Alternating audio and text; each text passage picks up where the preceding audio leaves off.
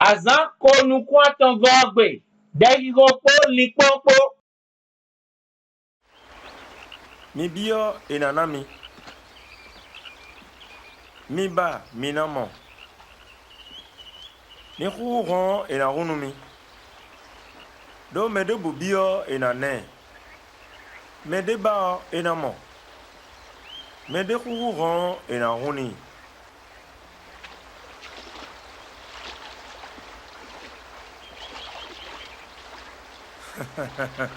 Viton tero mi men bo viton biye.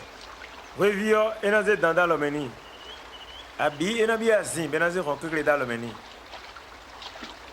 Mi men yina somo tunu enyon mono na vimi tonle. Ne ma uto mi tonu sekhuyo e ma klana yeti seton mena bi alegbon. Ndo dido no miwe. Adoni ma rumi do nue mina du bona no gbe wo. Bodo nue mina doe. Do gbe mi ton khokwe wu ndudu. Ba gbaza mi ton khokwe wa vo. Mi kponu do avunsa ko ole o. Ye no do nu kunwa, ye kono ya nu kunwa. Ye kado ko zuwa e kada goa. Cho ma o kono na nduru ye. Mi dele ka khokwe wu khayenele.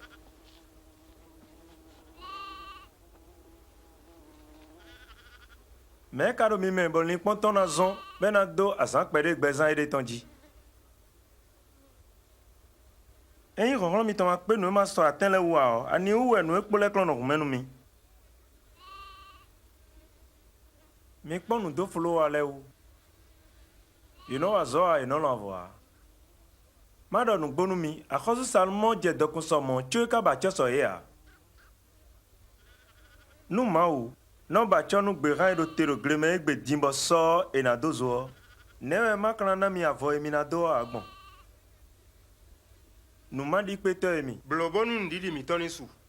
Eyi ndidi mi ton avo so atikun pe vide bo mi do nu atien lo.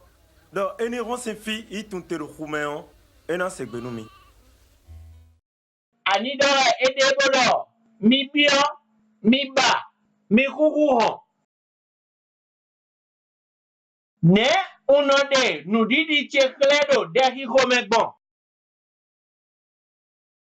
Ne usihudia lipon chele sun dehirogbon.